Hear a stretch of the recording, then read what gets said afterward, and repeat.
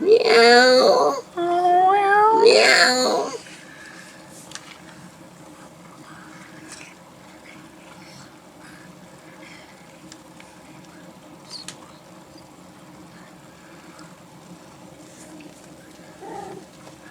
Boy, you know, Rabbit would never make it out in the wild all by himself, John. He'd never be able to handle just a lonely place out in the field somewhere.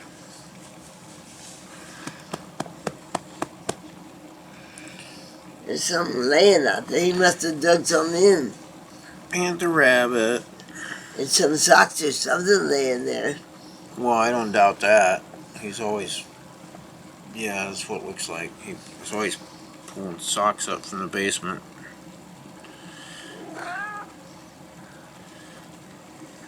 I love it. I love it.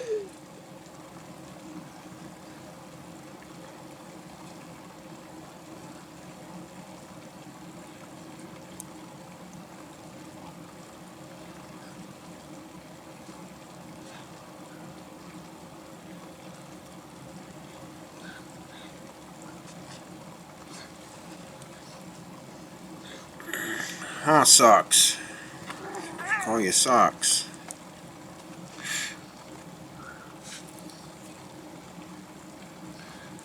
I don't know why. I'm so thirsty today.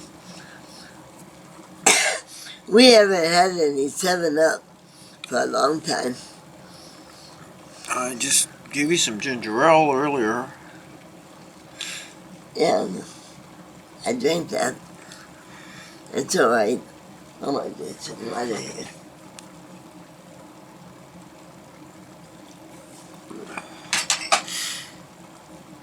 Oh boy, 3 people in Northwest attacked by raccoon.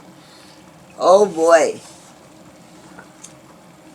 Oh boy, that must be really bad. He attacked those people too. They weren't after him, he attacked them. Wow. Imagine being attacked by a raccoon, John. Imagine a raccoon jumping on you, attacking you. I can't imagine that because I kept raccoons. I know a raccoon. I can imagine too. That's why I gave you a picture of it. It wouldn't be good. Be attacked by anything. But the thing about it is, because I've kept animals like that, I know how to handle them. Oh. I mean, I know what it's like to be attacked by a raccoon, because Roxy could be vicious if she wanted to be, but I learned how to handle her. I know how to handle them. Yeah. So like, I mean, I would want to have a big thick coat and some gloves, but I could actually handle a cat, or a cat, a raccoon that was being nasty if I wanted to. I wouldn't know why you'd want a raccoon though. They're kind of not a very general thing. They're probably... That's not true though. Rocky the male was the tamest animal I've ever known. I used to take him with me in the car, and he'd just lay on the back dash, and you'd forget he was there. Is that right? Oh yeah, he was. Yeah, Rocky was, and he was incredibly intelligent. He watched everything he did. He learned to go to the bathroom and the toilet just by going up the steps, and when people went to the bathroom, he'd poke around in there, and never thought anything of it until I saw something strange floating in the toilet one day, and I'm like, who left that, you know? And then, and just realized, there, you know, like, where was he going? Because he never even made a mess. There was a little bit of dirt that was dug out of a plant one day.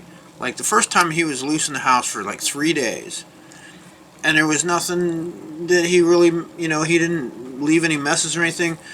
And then I realized, and I walked up there and saw him sitting on the toilet, and I'm like, oh, he figured out how to go in the toilet just from watching us go up there and go. That's where you learned it. Yeah.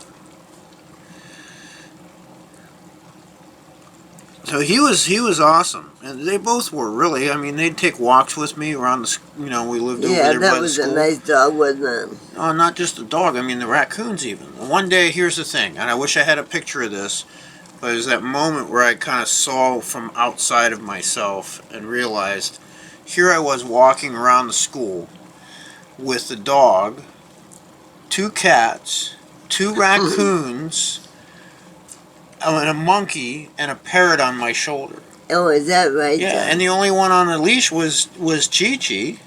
You know, the Oh. raccoons and the cats and bird and the dog, they were all just following along, you know. Oh my gosh. Did the Chi bother any of them? No, we were one big family. They were just, you know, everybody got along. And Bandit was the protector of everybody. He was the liaison between everybody. You know, he kept order. Like if Chi-Chi would get upset with someone, if there was anybody ever around, and I don't know how, he just knew instinctively how to exactly what to do. But Bandit would come up and he would just stand like a wall.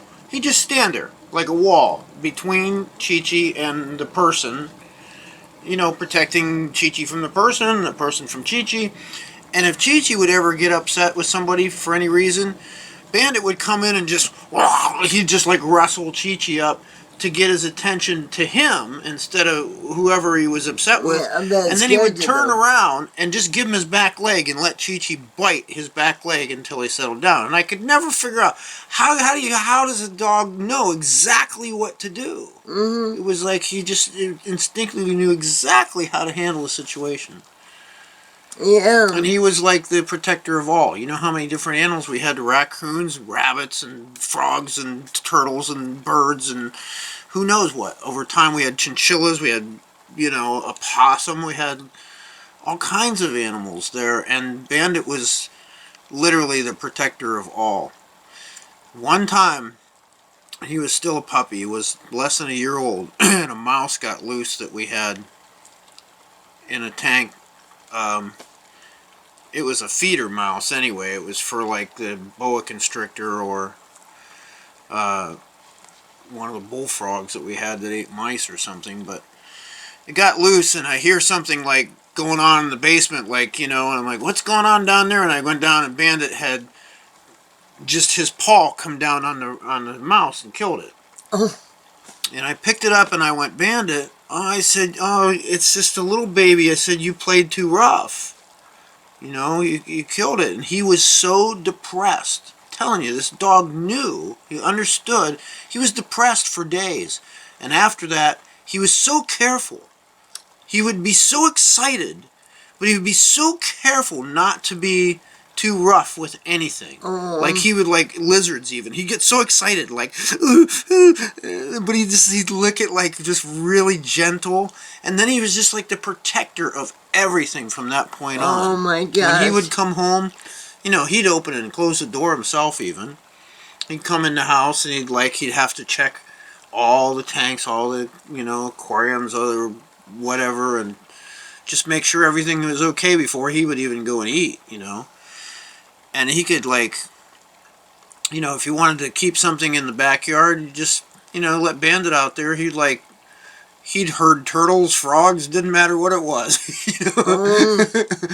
I know that. I read that because I know how they have once and what they like and what they don't like. And Bandit just loved everything, and he was just, you know, Rin Tin Tin and Lassie were trained, but Bandit just had just this natural love and instinct of care for everyone and everything, and he was amazing. Even like we would have friends over, and they would like maybe like Angelo. He lived a few blocks away, and like he'd stay late, you know, and he'd walk home, and we'd tell Bandit, walk him home, and he would walk right with him till he got to his house and went in the door, you know, and he'd turn around and come home, you know. oh my gosh. He walked the route with the mailman.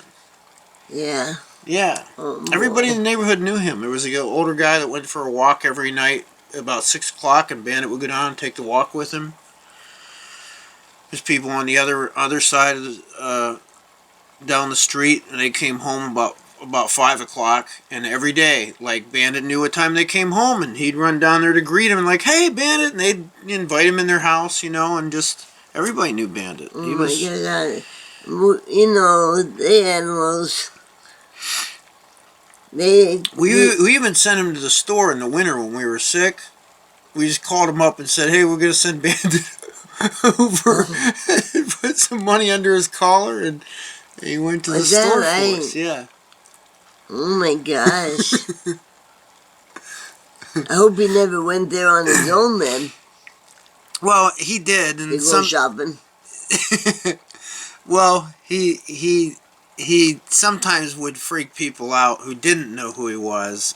They would come in the store and like, "There's a big dog out there," and then they'd be like, "Oh, that's Bandit," you know. Oh boy, oh boy. It's so nice to have those memories about a dog, but boy, it hurts so bad when they die. He was phenomenal. There's just never been a dog like that. I mean, anybody that knew him will tell you. He's just phenomenal. Because he was never, he was never chained up. He was free to run. He ran the neighborhood and nobody complained about that. Everybody knew him. Oh. He was amazing. And he also thought that it was his duty to put out fireworks. Like, he was the protector. He was the fireman, you know. He'd throw the fireworks out there, and those ones that would spin around, he'd go, "Ow, ow, ow, ow, ow, ow, ow." He'd be biting them, you know. He'd go, "Ow, ow, ow, ow," as they're spinning around. Yeah. And then when it would go out, he'd walk away proud, like, "Yeah, got that one." Yeah. You know? Oh, yeah, I can picture that. I put that one out.